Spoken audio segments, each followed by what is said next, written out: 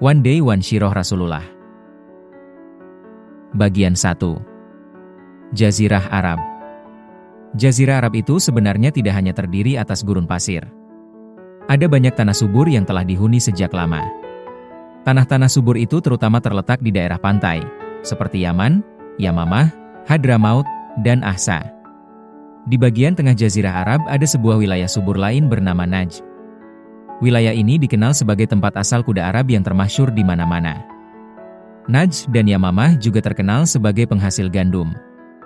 Demikian banyak gandum yang dihasilkan sehingga konon mampu memenuhi kebutuhan seluruh penduduk Jazirah Arab yang ketika Nabi Muhammad dilahirkan berjumlah sekitar 10-12 juta jiwa. Di kota Madinah terdapat bukit-bukit yang baik untuk ditanami. Sementara itu, kota Taif terkenal karena buah-buahannya. Di luar daerah-daerah subur, Jazirah Arab dipenuhi gunung dan bukit-bukit batu yang besar. Tidak ada sungai mengalir. Suhu udaranya sangat panas. Karenanya, penduduk Arab umumnya suka mengembara. Mereka suka berpindah ke tempat mana saja yang dapat memenuhi keperluan hidup sehari-hari beserta hewan-hewan ternak mereka. Unta. Unta adalah kendaraan yang sangat diandalkan penduduk gurun pasir. Ia dapat mengarungi gurun selama 17 hari tanpa minum. Walaupun pelan, jika dipacu unta dapat menempuh jarak sampai 300 km dalam sehari. Unta mau melahap ranting dan rumput pahit yang dijauhi kambing. Unta juga mau minum air berlumpur dan mengubahnya menjadi susu bermutu tinggi yang dapat digunakan sebagai obat tetes mata. Dagingnya dimakan, bulunya dibuat tali, kulitnya dapat menjadi aneka alat, mulai dari sandal sampai atap dan perisai perang. Air seninya menjadi sampo pencuci rambut. Kukunya dibakar dan diulek menjadi tepung untuk obat luka atau adonan kue. Kotorannya dapat dipakai sebagai bahan bakar. Unta adalah karunia Allah untuk penduduk gurun pasir. Letak Mekah. Di kota Mekah inilah terletak Ka'bah, Baitullah. Ke arah Ka'bahlah seluruh muslim di dunia menghadapkan diri jika sedang sholat. Di kota Mekah inilah Nabi Muhammad dilahirkan. Kota Mekah adalah sebuah lembah yang tidak begitu luas, di tengah lautan pasir. Bukit-bukit mengurung lembah ini rapat-rapat. Begitu rapatnya sehingga cuma ada 3 jalan untuk keluar dan masuk Mekah. Jalan pertama menuju ke Yaman, jalan kedua menuju ke Laut Merah, dan jalan ketiga adalah jalan menuju Palestina. Ribuan tahun yang lalu, lembah Mekah hanyalah sebuah tempat persinggahan rombongan kafilah, baik yang datang dari Yaman menuju Palestina maupun sebaliknya, yang datang dari Palestina menuju Yaman. Nabi Ismail lah yang pertama kali membuat Mekah menjadi sebuah kota.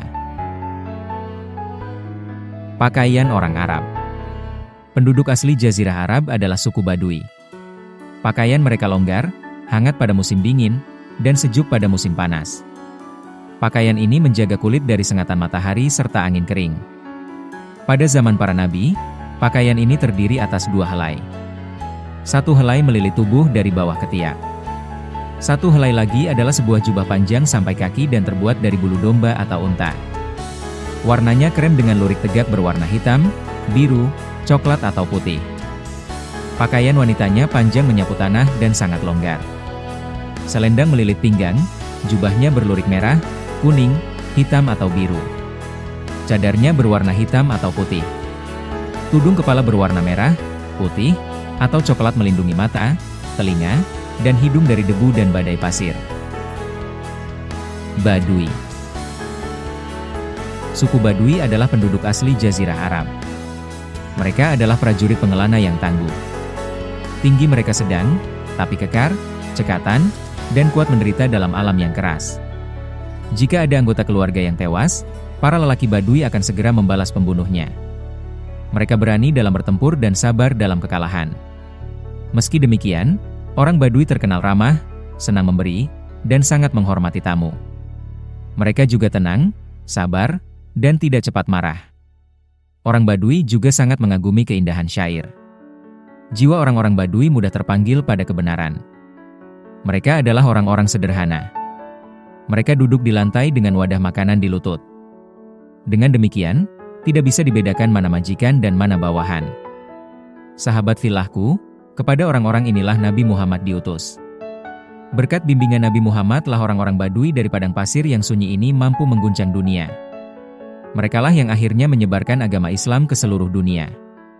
merekalah yang membangun umat Islam menjadi umat yang besar dan dihormati. Namun, jauh sebelum menyebar ke penjuru bumi, perjalanan umat Islam di Jazirah Arab dimulai oleh kisah Nabi Ibrahim.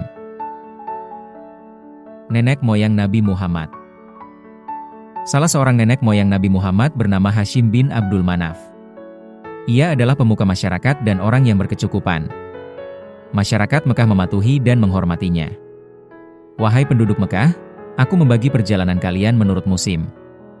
Jika musim dingin tiba, pergilah berdagang ke Yaman yang hangat. Jika musim panas, giliran kalian pergi ke Syam yang sejuk. Demikian keputusan Hashim. Hashim tambah disayangi penduduk Mekah karena pada suatu musim kemarau yang mencekam, ia pernah membawa persediaan makanan dari tempat yang jauh. Padahal, saat itu makanan amat sulit didapat. Terima kasih, wahai Hashim. Engkau menolong kami dengan pemberian makanan ini, seru penduduk Mekah. Di bawah kepemimpinan Hashim, Mekah berkembang menjadi pusat perdagangan yang makmur. Pasar-pasar didirikan sebagai tempat berniaga kafilah-kafilah dagang yang datang dan pergi silih berganti, baik pada musim panas maupun pada musim dingin. Demikian pandainya penduduk Mekah berdagang, sampai-sampai tidak ada pihak lain yang mampu menyaingi mereka.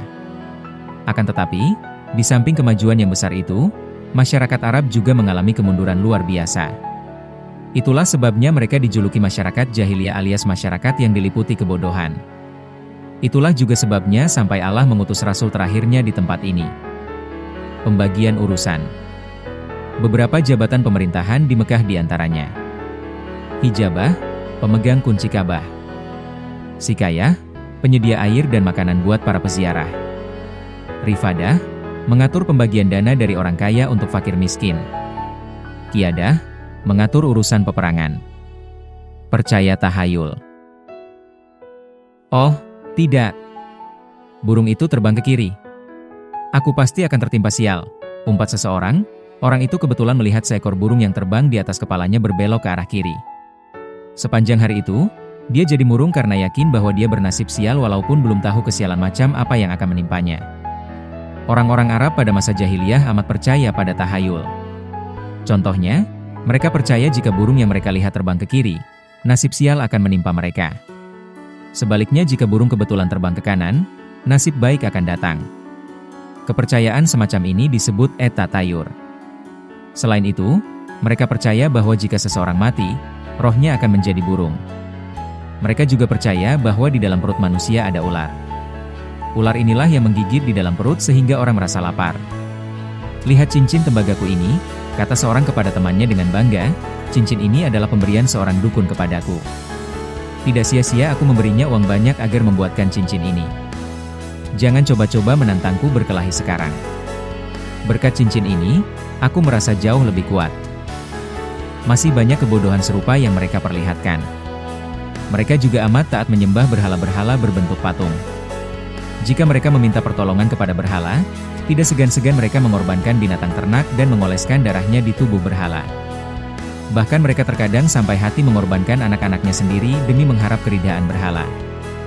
Selain melakukan kebodohan-kebodohan itu, mereka masih melakukan banyak sekali hal-hal yang merusak. Awal mula penyembahan berhala. Awal mula penyembahan berhala di Mekah, ketika seorang bernama Amr bin Luhai membawa berhala besar bernama Hubal yang dibelinya dari daerah Syam. Di Mekah, berhala Hubal ditaruh di Ka'bah dan disuruhnya orang-orang datang menyembahnya. Menjelang menaklukkan Mekah oleh Nabi Muhammad SAW. Ka'bah dipenuhi oleh 360 berhala yang terbuat dari batu, kayu, perak, bahkan emas. Gemar mabuk dan berjudi. Bangsa Arab pada masa itu sangat gemar meminum arak. Hampir semua orang adalah peminum kecuali beberapa saja yang tidak. Para pelayan datang membawakan baki dan botol-botol minuman. Orang-orang datang berkumpul sambil tertawa.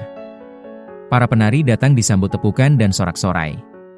Ketika minuman mulai membuat mereka mabuk, seseorang kembali berseru, "Bawakan alat-alat judi kemari." Orang pun membawakan alat-alat judi berupa bilah-bilah kayu dan sebuah kantung kulit. Beberapa ekor unta dipotong, yang kalah berjudi harus membayar unta-unta tersebut. Selain berjudi dengan memotong unta, mereka juga berjudi dengan bermacam-macam cara. Demikianlah minum sambil berjudi adalah kebiasaan yang amat digemari oleh bangsa Arab saat itu. Bahkan, setelah Nabi Muhammad SAW mengajarkan Islam, Masih banyak pemeluk baru agama Islam yang masih suka meminum arak sampai turunlah perintah Allah yang berangsur-angsur mengharamkan orang meminum minuman keras. Barm.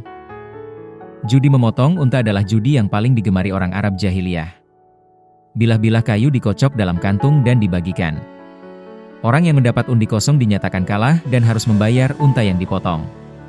Daging unta kemudian dibagikan kepada fakir miskin. Orang yang tidak suka berjudi semacam ini dipandang sebagai seorang kikir, yang biasa disebut barm. Perampok kejam dan tidak sopan.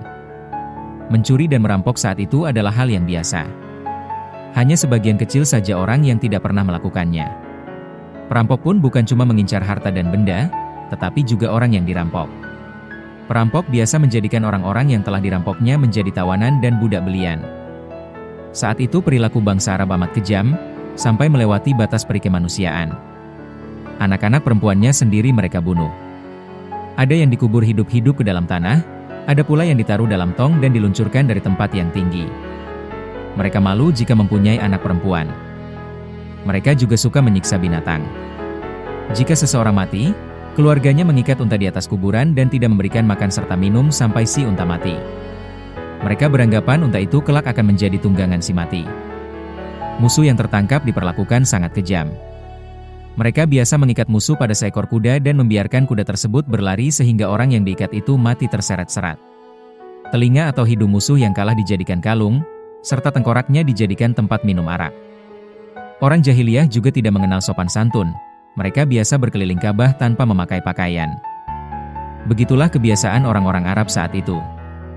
Mereka adalah bangsa yang maju perdagangannya, pandai membuat perkakas, membuat obat, ahli astronomi, serta mahir bersyair. Namun mereka juga mempunyai kebiasaan buruk. Memakan bangkai binatang. Dalam urusan makan dan minum pun tidak ada yang dilarang. Segala macam binatang boleh dimakan. Binatang yang sudah mati pun disayat dagingnya, dibakar, dan dimakan. Mereka juga suka meminum darah, binatang, dan makanan darah yang dibekukan.